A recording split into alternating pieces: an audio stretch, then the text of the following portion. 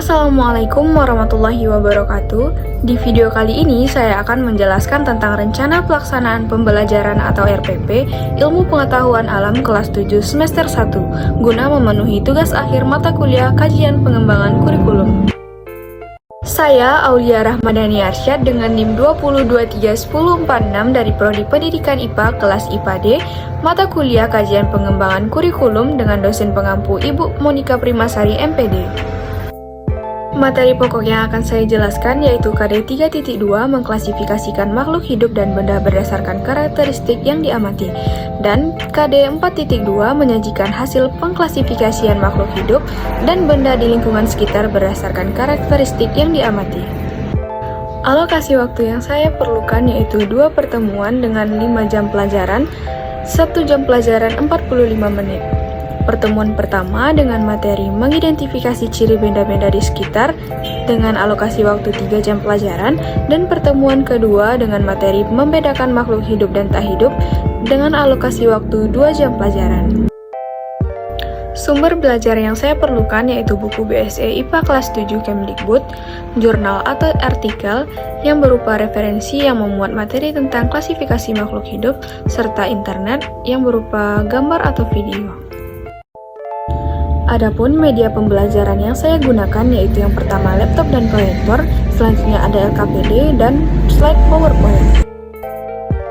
Metode pembelajaran yang saya gunakan pendekatan saintifik, metode diskusi dan ceramah, serta model PBL atau Problem Based Learning, PPK atau penanaman pendidikan karakter, GLS atau gerakan literasi, dan 4C atau Critical Thinking, Creative, Collaboration, and Communication. Selanjutnya di pertemuan pertama, indikator pembelajaran yang akan dipelajari yaitu yang pertama, menyajikan hasil pengamatan, mengidentifikasi dan mengkomunikasikan hasil observasinya. Yang kedua, menjelaskan benda-benda di sekitar yang bersifat alamiah. Yang ketiga, menjelaskan benda-benda di sekitar yang bersifat buatan manusia. Yang keempat, menjelaskan benda-benda yang bersifat kompleks dan yang bersifat sederhana. Yang kelima, menjelaskan kegunaan dari berbagai jenis benda di sekitar. Adapun tujuan pembelajaran pada pertemuan pertama yaitu yang pertama, peserta didik dapat menyajikan hasil pengamatan, mengidentifikasi dan mengkomunikasikan hasil observasinya. Yang kedua, peserta didik dapat menjelaskan benda-benda di sekitar yang bersifat alamiah. Yang ketiga, peserta didik dapat menjelaskan benda-benda di sekitar yang bersifat buatan manusia. Yang keempat, peserta didik dapat menjelaskan benda-benda yang bersifat kompleks dan bersifat sederhana. Yang terakhir yaitu peserta didik dapat menjelaskan kegunaan dari berbagai jenis benda yang ada di sekitar. Selanjutnya di pertemuan kedua, indikator pembelajaran yang akan dipelajari yaitu yang pertama, melakukan pengamatan terhadap makhluk hidup dan benda tak hidup. Yang kedua, menjelaskan ciri-ciri makhluk hidup. Yang ketiga, menjelaskan perbedaan makhluk hidup dengan benda tak hidup. Yang keempat, melakukan pengamatan terhadap berbagai makhluk hidup di sekitarnya. Yang kelima, menjelaskan ciri-ciri makhluk hidup di sekitarnya. Yang keenam, mengelompokkan makhluk hidup berdasarkan prinsip klasifikasinya. Adapun tujuan pembelajaran pada pertemuan kedua yaitu yang pertama, peserta didik dapat melakukan pengamatan terhadap makhluk hidup dan benda tak hidup. Yang kedua, peserta didik dapat menjelaskan ciri-ciri makhluk hidup.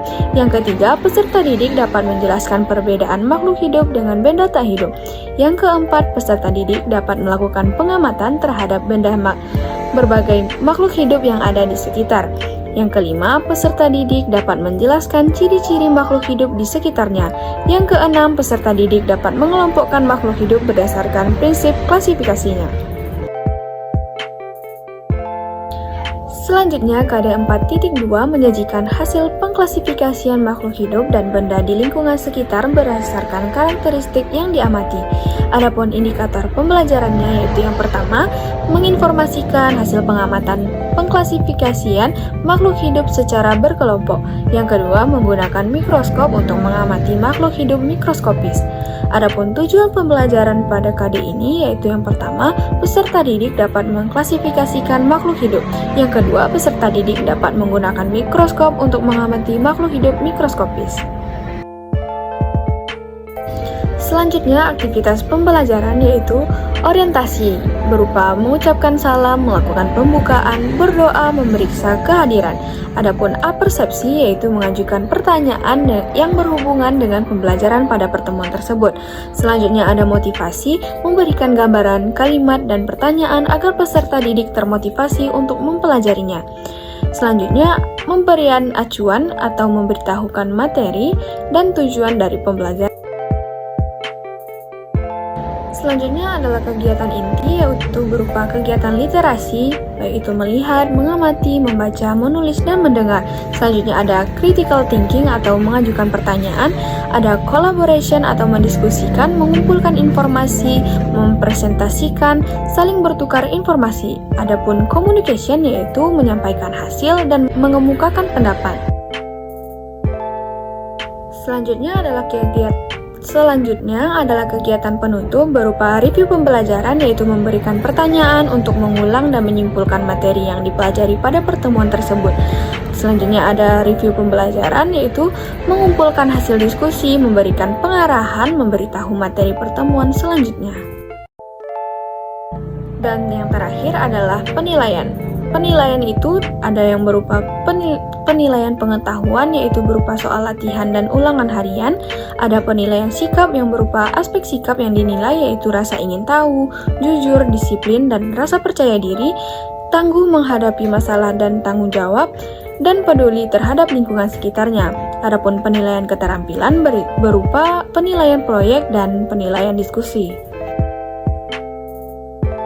Itulah hasil presentasi dari saya. Mohon maaf atas segala kekurangan. Terima kasih atas segala perhatian. Assalamualaikum warahmatullahi wabarakatuh.